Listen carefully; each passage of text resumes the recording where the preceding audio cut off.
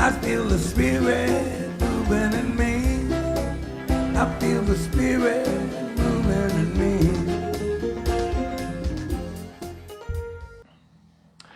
Well, there was this lonely woman who decided to buy a beautiful parrot for companionship. She brings this stunning parrot home, expecting a sweet little companion. But the parrot had a little bit of a nasty side. Every day she'd say, "Oh, beautiful parrot, tell me you love me." And the parrot would squawk, "Yeah, not gonna do it." Day after day, "Tell me you love me." "No, not gonna do it."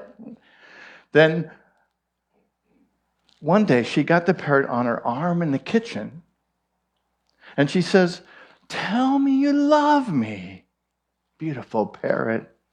"Nope," says the parrot, and it bites her. Well, that's it. She's had enough. She opens the freezer on her refrigerator, pops the parrot in, and slams the door. And there's some rustling around for a minute and some squawking. And then all of a sudden, it's quiet. And she thinks, "Oh no, I've killed the parrot." She opens the freezer, and the parrot is standing perfectly still, eyes wide, and says, "I am very sorry.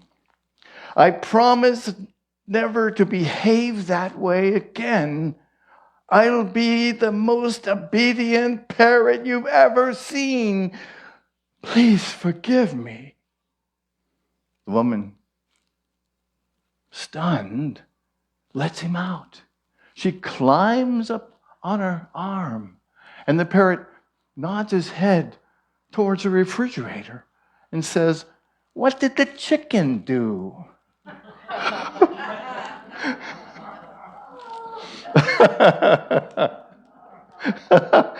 Funny story, yes, but it's also a story about forgiveness, right? There's a deeper meaning behind it. The woman kept offering the parrot love. "Tell me you love me." And the parrot refused, and then even bit her. And that's how it is with people sometimes. We offer them love, but instead of receiving it, they snap. They do something that hurts us. We get hurt. Maybe we don't put them in a freezer, thank God. But sometimes we might distance ourselves from them with silence, distance, or withdrawal. But when the parrot comes out, he's transformed. This experience shocks him into awareness. And isn't that how it is with us too? Something shocks us into the place of forgiving. And we get to choose, are we going to stay frozen, or are we going to wake up and forgive? You know, this story reminds me that sometimes the people that hurt us aren't always being malicious. They're just stuck in their own fear. And we get to experience forgiveness. We get to be in the thaw, to thaw the ice in our hearts and forgive. Some time ago, a few years ago, in fact, when I was in high school, I used to go to my friend Kurt's house. And in his garage, he had this old MG. And we used to sit in it and talk and laugh, and he'd tell me stories about this MG and the things that he did in this car. And it was something that we did every time I saw him, right? Because I have to say there was something about this car that attracted me. I love this car. And sometime later, Kurt says to me, "Hey, Blaine, I'm going to get rid of my MG, and I'd like to give it to you." And I know that you'll fix it up. And I was over the moon, right? I had it towed to my house in Santa Rosa, California. And one morning, I went out into my garage and I opened the garage door, which my office was kind of my garage. I worked a lot in my office. But I was out there and I was looking at this car, kind of envisioning what it might look like fixed up. And interestingly enough, a new neighbor had moved in across the street that I didn't really know. And he comes over and he sees me looking at the car and he goes, "Wow, mate, that's a beautiful car." He was an English guy. His name was Mick. No, not that Mick. But he tells me, "I can restore your car there, mate." I'm like, "Wow, really?" He says, "Of course, I love MGs. I can fix that car up and make it beautiful for you." And I'm sorry if I get into the Irish more than because I am Irish. So lots of times my English comes out Irish. And "I can restore your car there, mate." And he does. It took months and a whole bunch of money. And this is what it looked like. Ooh, baby. You know, driving around that car, I felt like, kind of a mellow James Bond, you know? That car was so fun to drive, and it was so beautiful. And everywhere I went, people were like, "Wow, what a beautiful car!" And Mick even put the convertible roof on that car for me, brand new.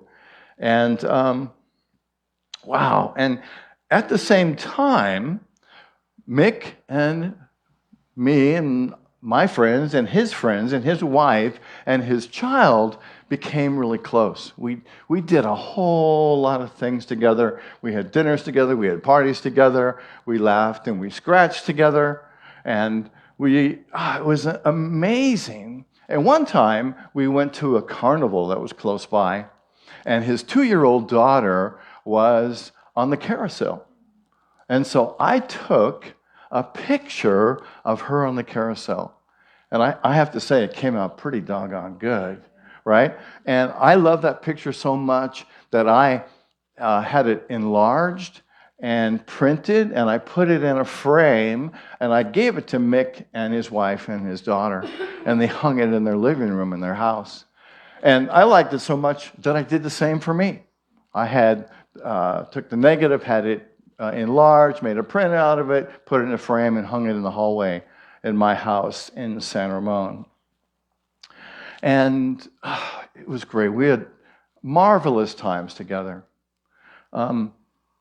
But eventually, and I have to say, every time I drove this car, when I come back home, something had gone wrong.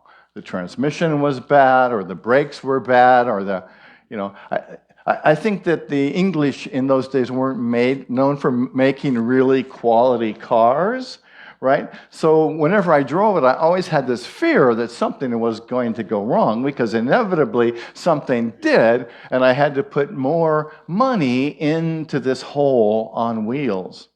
So I said to Mick, "I got to sell this car, Mick." And he said, "No problem. I'll sell it for you there, lad." And a week later, he says, "Sold. $2,000. And I'm like, "Fantastic. That's exactly what I wanted for it and about what I put in it." And then something really weird happened. He says to me, "Mate, I had to buy another car with that money. And that's how I make my living, I bought another car, and I'll fix it up, and I promise I'll give you your money back soon." But soon never came. 1 month, 2 months, 6 months, no money, right? And one day, I go out in my garage, and I open the garage door, which I often did, and I look over at Mick's house, and it's like, something is weird. All of the personal stuff around the outside, the plants and things that were around the house were gone.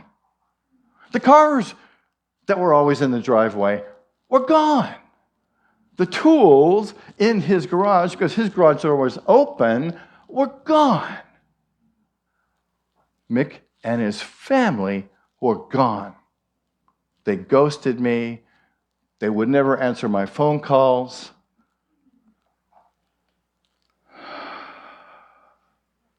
And it really hurt. You know, for all that I gave this man, the things that I did for him and his family, the things that we shared, and I felt like I had been betrayed. So I walked back into my house. I took down the picture of his daughter. I tore out the picture of his daughter and tore it up, threw it away, and I put the frame back on the wall. I don't know what I was thinking. It kind of was there as a bear witness to what had happened. And every time I passed it in the hallway, I didn't feel love. I felt lovelessness. Have you ever loved someone, helped someone, opened your heart to someone only to feel like you were betrayed? I think we all have. I think we've all had our MG moment. But thank God for unity. Thank God for these principles that we teach. Because just about that time, I started being a regular attendee at Unity Center in Walnut Creek. And I took a workshop on forgiveness. And I learned something that changed my life. And that was that when I stopped loving Mick, I stopped loving part of myself. Right? It's like I put my heart in that freezer. And that's where the idea for this talk comes from today. Only the love is real. The love I gave Mick, that was real. The love I gave his wife and his daughter, that was real. The love that I received in that relationship, that was real. Even as it ended painfully, the love was true. And it's still true. I love the example of Jesus. This is, think back to the last moments of his life. And he's on the cross and he's being crucified. And he did not say, I'll forgive you later. After therapy and a venting session with my disciples, I will finally forgive you. Right? No, he said, Father, forgive them for what they do. And he said it in the midst, if you can imagine, as nails were being driven into his hands. He chose love. Not once the suffering was over with, but in the midst of it. Not after he had a chance to cool down and journal about it, as if he did, but in the very moment of that brutal injustice, he chose to transcend it. Wow, that's not divine compassion. I don't know what is. What a lesson for us. The truth of it is, when people hurt us, they're not being evil. They're unconscious. They have forgotten the truth of who they are. They're not being evil, but they're lost in their own fear. They're acting from pain. And sometimes we do too. When we lash out, when we shut down, when we rip pictures out of frames. Why? Because we forget the truth of who we are. That we are love. That we are expressions of the divine coming into the fullness of that idea.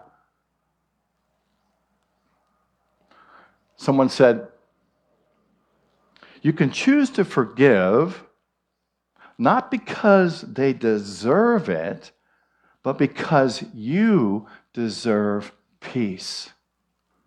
Right? You deserve peace. That's why we forgive. It's been so misconstrued by so many people to think that I'm letting somebody off the hook. And forgiveness isn't about them. It's about us. Someone else said, holding on to resentment is like drinking poison and expecting them to suffer. Doesn't work so good, does it?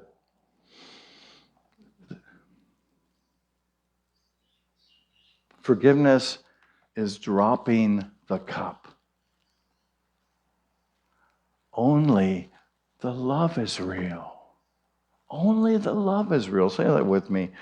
Only the love is real. You know, during the time when I was processing this and working through all this, I came upon a story about an imprisoned Tibetan man in China, and I think he was in prison for like 30 years. And it's what he said that is so remarkable. He said, what worried me the most was that I saw in my heart the temptation to hate my captors. Wow. He was more afraid of hating than of dying. That's spiritual maturity, isn't it? You know, when I look back at Mick and our experience and his family, it's not so much what happened that affects me. It's that I realize that it almost made me bitter. Almost. I almost let it turn me into something, to someone who doesn't love. Wow. You know, everything that we think, say, and do is infused with the consciousness with which we do it.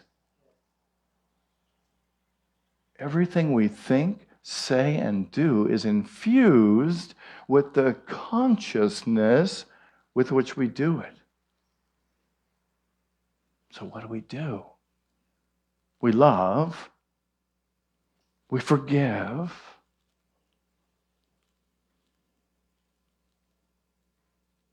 we reframe the picture.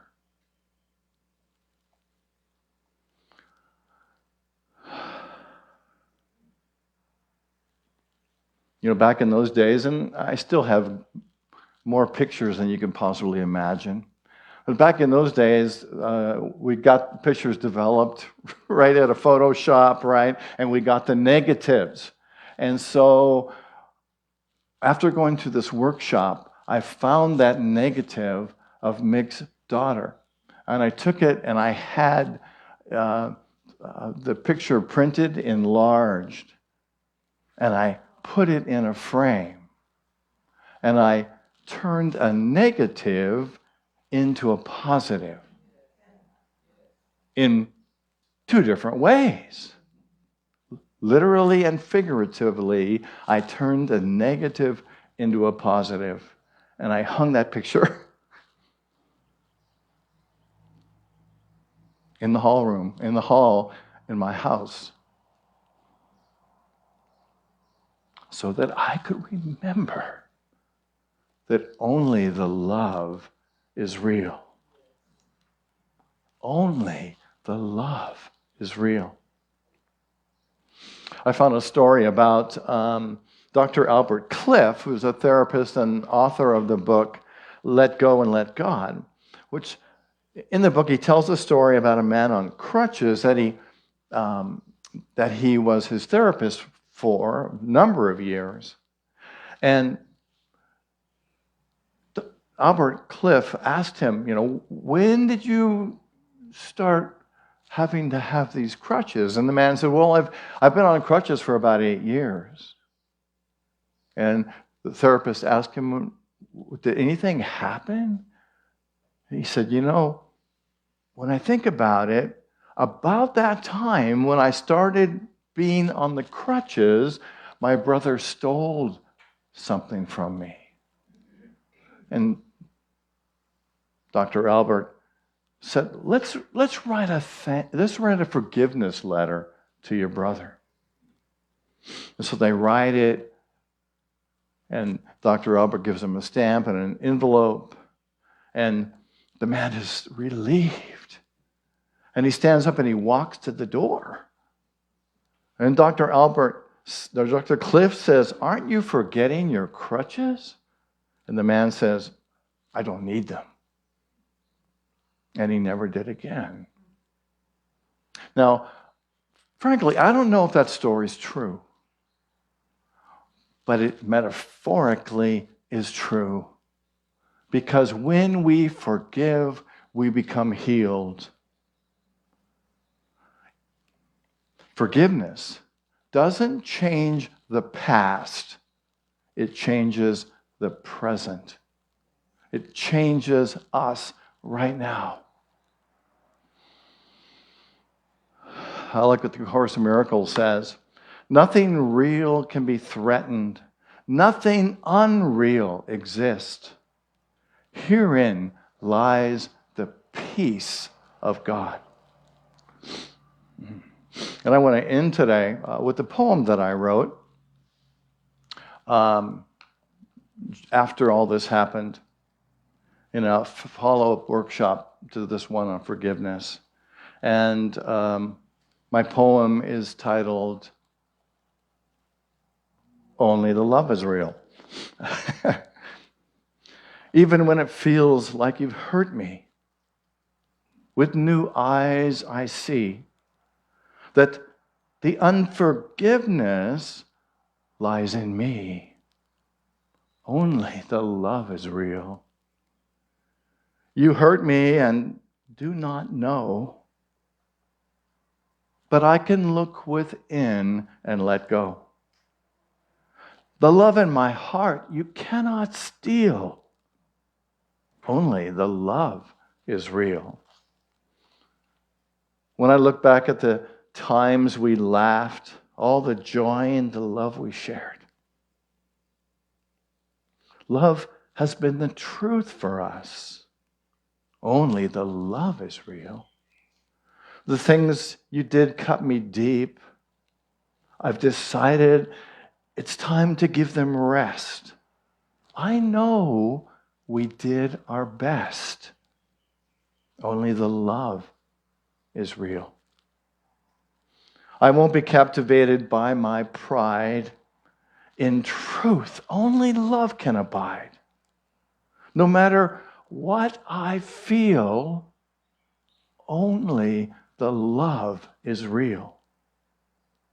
From the truth I will not hide, even if you are no longer at my side. Forgiveness and my heart has healed.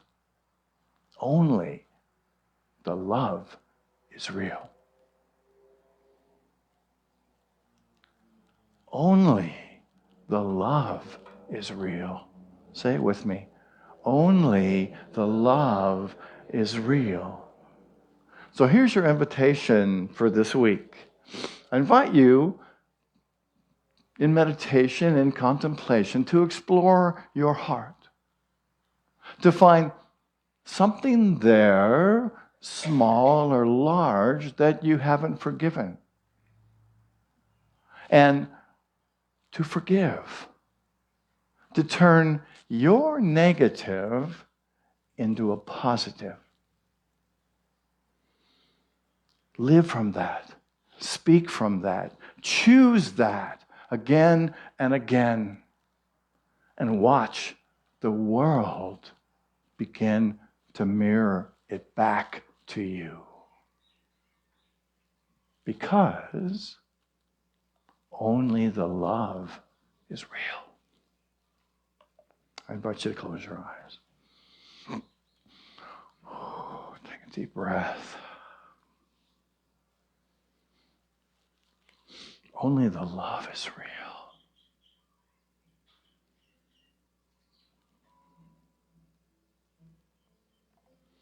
Breathing in and breathing out.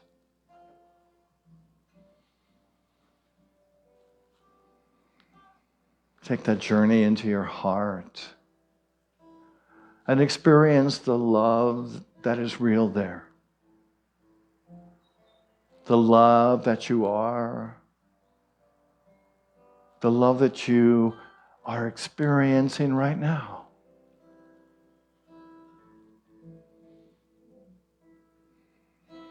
Only the love is real.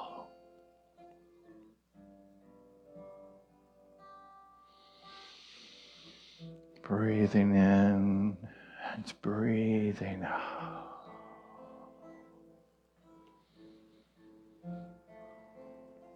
Imagine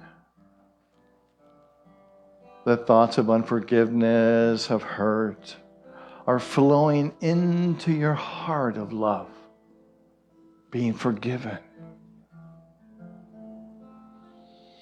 Breathing in and breathing out.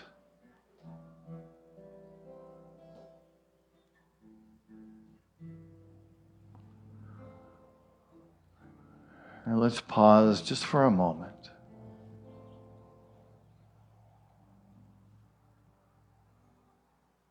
Only the love is real.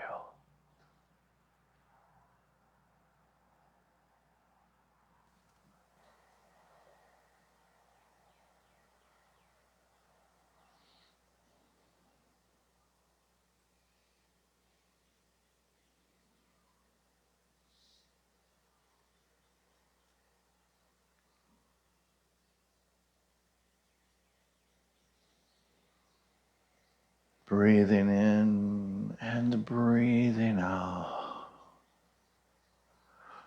Open your heart to the presence of love